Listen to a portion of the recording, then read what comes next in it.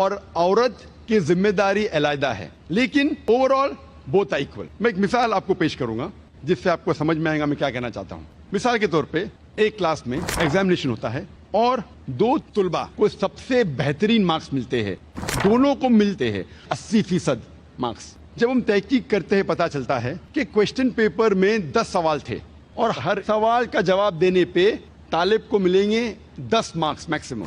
ہم تحقیق کرتے دو طلبہ طالب اے اور طالب بی دونوں کو 80% ملتا ہے. ان کا جب آنسر شیٹ ہم دیکھتے تو پتا چلتا ہے کہ کوشچن نمبر 1 کے جواب میں طالب اے کو ملتا ہے 10 میں سے 9 مارکس، طالب بی کو ملتا ہے 10 میں سے 7 مارکس. تو آنسر نمبر 1 میں طالب اے کا رتبہ بی سے زیادہ ہے. Student A has the degree of advantage over be.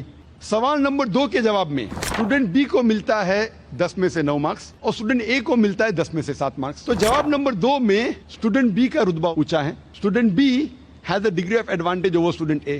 باقی سارے 8 سوال کے جوابوں میں دونوں اسٹوڈنٹ اے اور بی کو ملتا ہے 10 میں سے 8.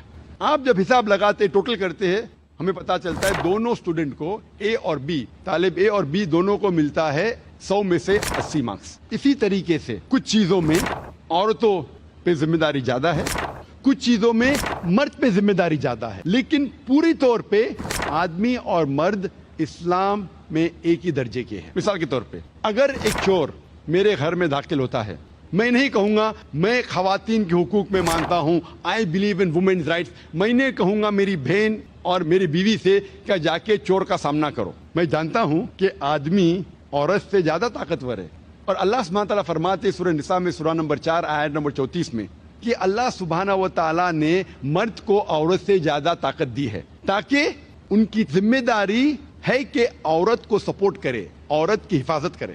تو اس کے اندر کیونکہ مرد کو طاقت زیادہ دی ہے اسی لیے مرد کی ذمہ داری ہے کہ وہ عورت کی حفاظت کرے. میں یہ نہیں کہہ سکتا ہوں I believe in women's rights, میں خواتین کے حقوق میں مانتا ہوں اس لیے میری بہن میری اہلیہ میرے والدہ جا کے جھگڑا کرے. دوسری مثال ہے، یہ کہا گیا ہے صحیح بخاری میں جلد نمبر 8 کتاب الاداب چیپٹر نمبر 2 حدیث نمبر 2 میں ایک شخص محمد صلی اللہ علیہ وسلم کے پاس آتے ہیں اور ان سے کہتے ہیں کہ ساری دنیا میں مجھے سب سے زیادہ محبت کس سے کرنا چاہیے؟ اور اللہ کے رسول فرماتے تیری ماں سے. پھر وہ شخص کہتے اس کے بعد کون؟ اللہ کے رسول فرماتے تیری ماں. وہ شخص کہتا ہے اس کے بعد کون؟ اللہ کے رسول فرماتے تیری ماں. چوتھی بار جب پوچھتا ہے اس کے بعد کون؟